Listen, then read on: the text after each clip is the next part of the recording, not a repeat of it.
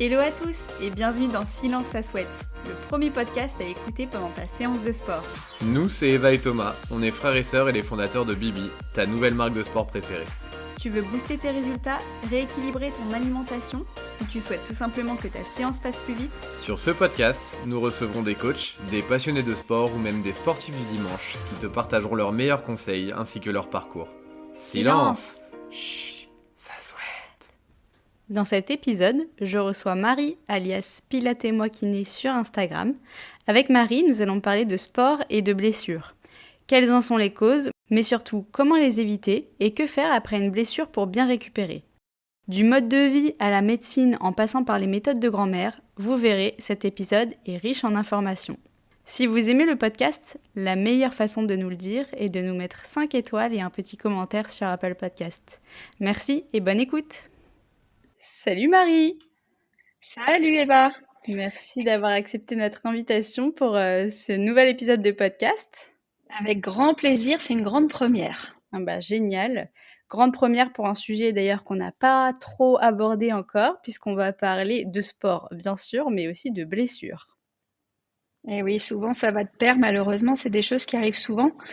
Et c'est vrai qu'on va en parler un petit peu aujourd'hui. Je vais me présenter vite fait, comme ça permettra aux gens de savoir pourquoi tu m'as peut-être choisi moi plutôt qu'une autre. En dehors d'être coach de pilates sur Instagram présente, je suis masseur kinésithérapeute et je suis confrontée donc tous les jours à des blessures liées à l'activité physique et pas seulement aux troubles musculo-squelettiques au sens large.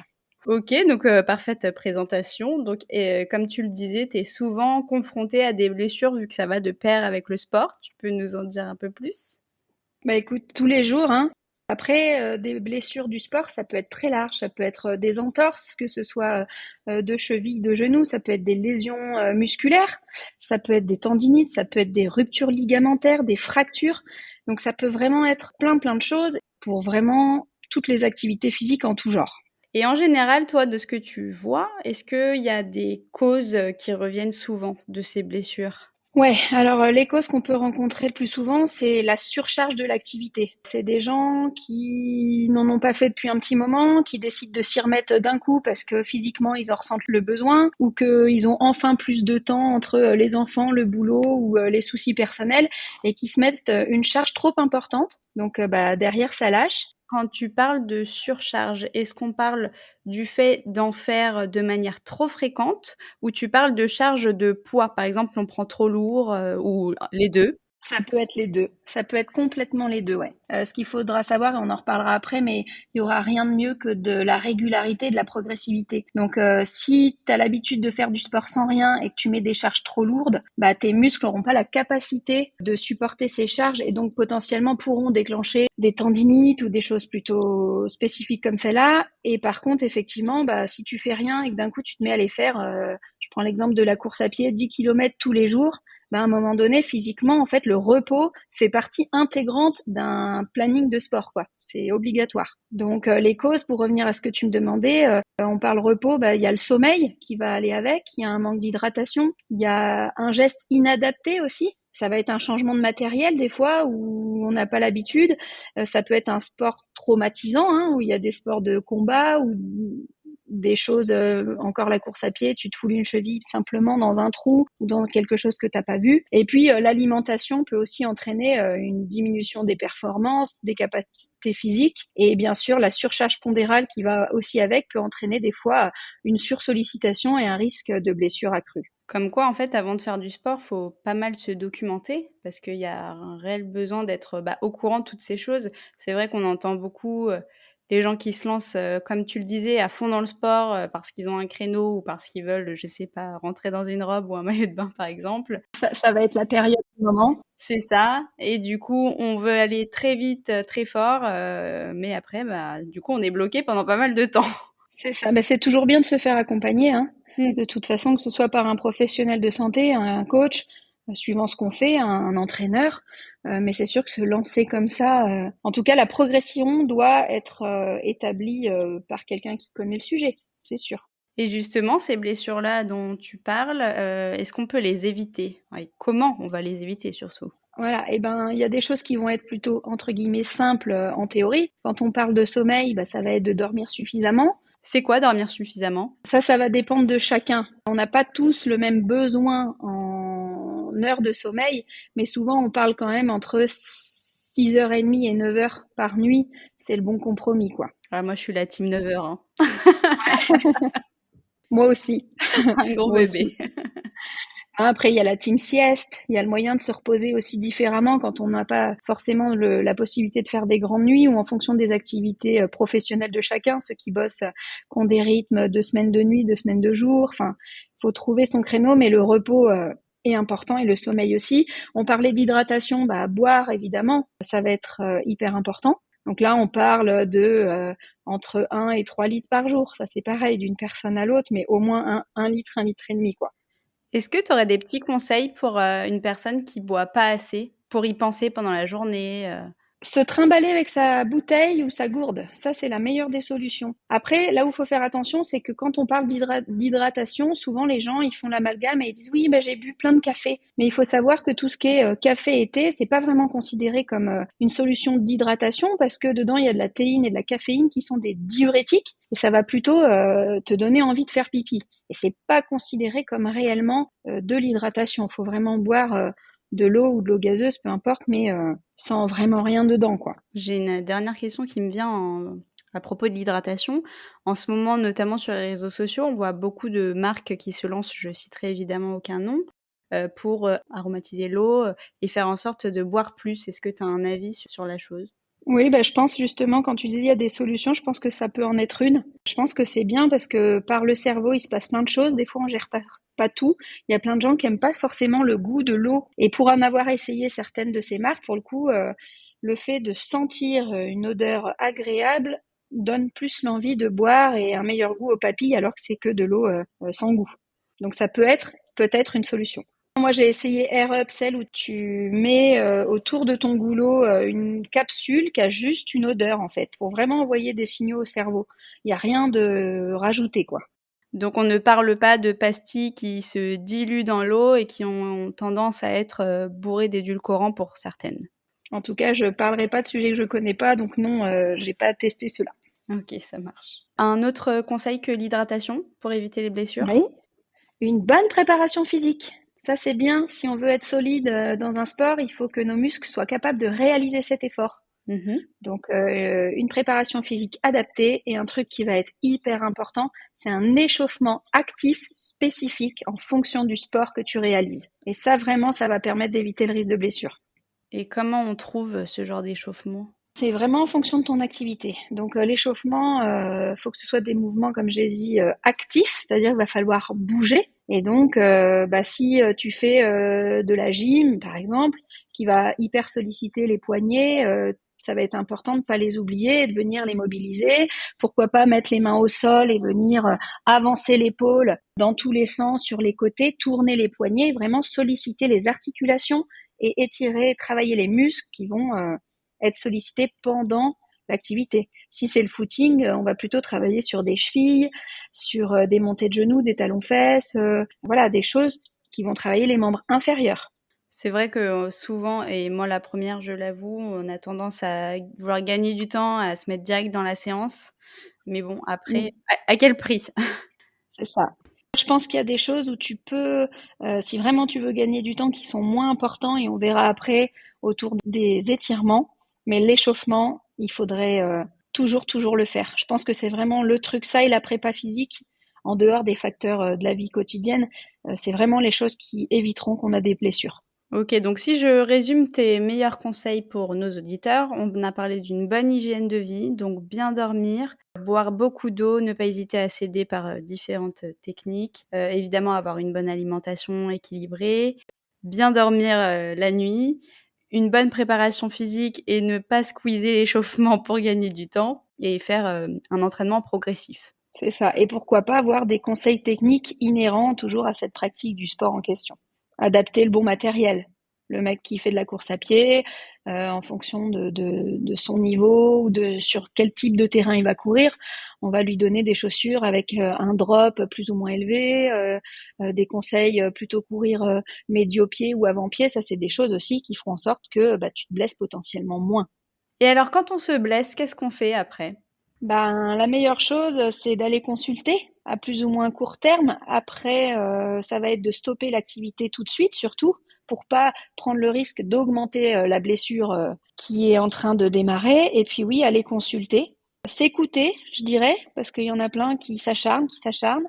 Après, ce sera le médecin qui enverra effectivement vers les gens compétents, que ce soit radio, échographie, IRM, ça peut être des examens, ça peut être des traitements médicamenteux, ça peut être des traitements conservateurs avec la kiné. Et puis si vraiment c'est grave, ça peut être le chirurgien s'il y a besoin d'une technique plus invasive. Donc il ne vaut mieux pas tenter l'automédication, on arrête tout et on va consulter. Exactement, vaut mieux. Ok. Parce que des fois, la nuance entre deux blessures, elle est faible. On va se dire, oh là là, bah, j'ai un peu mal à tel endroit. Ça peut être une tendinite, mais entre une tendinite et puis une petite fissure du tendon, s'il n'y a pas un examen adapté, on ne pourra pas faire la différence. Sauf que ça se soigne pas du tout de la même façon, en fait. Ça, je pense que si on veut pas se reblesser régulièrement au même endroit, c'est un facteur à prendre en compte, c'est qu'il y a une phase de cicatrisation. On n'est pas des Wonder Woman ou des super héros. À un moment donné, notre corps, il a un temps qui est le même pour tout le monde et on peut pas réduire ce temps de cicatrisation.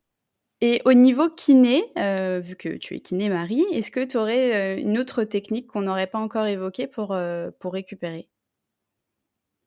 Ouais, nous, ce qu'on fait, c'est on travaille aussi en imagerie mentale ou ce qu'on appelle là aussi la thérapie miroir. Et on va pouvoir, en travaillant le membre sain avec un miroir, par exemple, aller stimuler la partie du cerveau du membre qui est abîmé. Et ça peut être hyper chouette. Ça, on le voit beaucoup dans les sportifs de haut niveau, rien que quand les skieurs revoient leur parcours pour pas louper les portes, ils se mettent en condition, ils arrivent à voir. Où il y a eu plein d'études sur les basketteurs aussi qui font des shoots, des lancers francs. Il y a un test qui fait sans le faire, un test qui fait que en regardant des lancers francs réussis. Et ils se sont rendus compte que la progression était hyper intéressante. Donc l'imagerie mentale, la thérapie miroir fonctionne très bien en kiné. Ah, c'est dingue, hyper intéressant. Et alors si on est blessé et qu'on guérit, bien sûr suite à cette blessure, est-ce qu'après on aura tendance à se blesser plus facilement? Eh ben, si on fait un petit peu ce qu'on a dit depuis le début et que surtout on va y aller, je pense le maître mot c'est progressivement, il n'y a pas plus de risques. Il y avait une théorie là-dessus qui consistait à dire pour une même pathologie que si on s'est blessé et qu'on reprend trop vite, on risque plus facilement de se blesser, mais ailleurs. Parce qu'en fait, si t'es pas bien consolidé, tu vas compenser par un mouvement qui sera pas ton mouvement de base, et c'est là que tu vas créer une surcharge sur le muscle ou une inflammation sur une autre structure, et tu risques de te blesser, mais pas forcément au même endroit en plus. Et alors quand, on est blessé, bon en général on fait quand même, on est un peu addict au sport et on n'a qu'une crainte, c'est de perdre tout le niveau qu'on a, passé, des mois et des mois à consolider. Est-ce que tu as des petites techniques pour, ne pas le perdre ce niveau? Oui, mais on va pas pouvoir travailler l'articulation qui sera abîmée, hein, bien évidemment, surtout s'il y a une immobilisation. Donc, on pourra rien faire contre la fonte musculaire, contre le manque de mobilité de cette articulation. Ça, je connais pas en tout cas de solution moi. Mais on va pouvoir travailler toutes les structures à côté qui sont saines. Donc, on va pouvoir, si on a mal au membre inférieur, travailler les membres supérieurs et inversement. Et puis des fois, même si on a mal à un genou et qu'on peut pas le fléchir, rien ne nous empêche de faire du quadriceps. Et ça permettra en plus de solliciter les muscles, de mobiliser les articulations autour, de travailler les tendons, les ligaments et que ça s'ankylose pas. Donc il faut même, je dirais, travailler toutes les structures saines autour quand on est blessé. Et on prend son mal en patience. Voilà, et ça permettra une meilleure récupération et on récupérera plus rapidement après. Parce que la fonte musculaire sera quand même moins importante et la force musculaire, la puissance, sera encore présente, même si c'est pas sur le muscle en question. Et on n'en parle pas souvent. Niveau alimentation, est-ce qu'il faut changer des choses quand on se blesse ou est-ce qu'il y a des bonnes pratiques pour, accélérer la guérison, par exemple? Moi, j'ai tendance à penser quand même que si tu as une alimentation équilibrée, faut rien changer. Maintenant, on sait quand même que tu as certaines choses qui pourraient entretenir, par exemple, les muscles, tout ce qui est riche en apports protéines. Pas forcément que de la protéine animale, mais les protéines entretiennent le muscle. Après, la vitamine C, elle peut jouer sur la guérison des différentes structures. Donc par exemple des baies, du kiwi, des poivrons, du brocoli, tout ça c'est des choses qui peuvent favoriser. Tu vas avoir aussi tous les aliments riches en acides gras oméga 3 qui vont engendrer eux au niveau des articulations plus saines et qui va réduire l'inflammation causée par la blessure. Donc là, le saumon, les noix, les graines de lin. Le zinc aussi, qui lui va renforcer plutôt ton système immunitaire. Donc là, c'est plutôt encore les noix, les graines, le poulet. Bien sûr, l'hydratation, on va le redire, mais c'est encore quelque chose d'important. Et puis, après, il y a des théories où on dit que tout ce qui est produits laitiers, plutôt type vache par exemple, augmenterait l'inflammation par rapport à l'acidité que ça contient. Donc, si tu veux lutter justement contre une tendinite, bah, peut-être diminuer l'apport de lait de vache, par exemple. D'accord, Après, ok. il y a tout des remèdes de grand-mère. Le curcuma, par exemple, qui est un anti-inflammatoire. Il y a des choses comme ça qu'on peut mettre en place dans l'alimentation facilement. Et le curcuma, on en avait parlé dans l'épisode 1 du podcast avec Angéline sur la récupération musculaire. Donc, décidément, il est magique Ben ce voilà. curcuma. Et alors, j'ai une autre question qui me vient. Info ou intox, Marie? Est-ce que l'eau gazeuse a vraiment des vertus sur la récupération?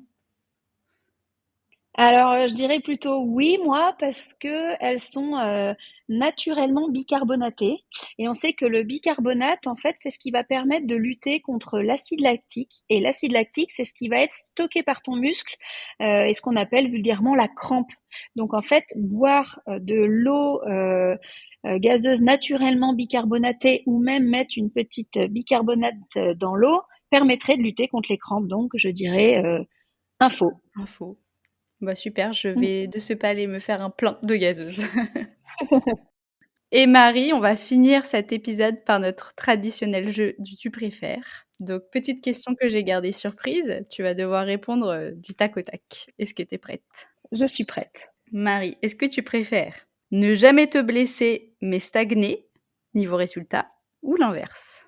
L'inverse. Parce qu'on apprend toujours de nos erreurs, donc même si on se blesse et qu'il faut mettre notre corps au repos, si c'est pour revenir plus fort, je préfère être plus forte. C'est beau, Wonder Woman. Mm. Un grand merci Marie pour ce premier épisode. Je pense que tu auras bien éclairé nos auditeurs et on se retrouve la semaine prochaine sur Silence à souhaite pour un épisode sur la mobilité. Super, à la semaine prochaine.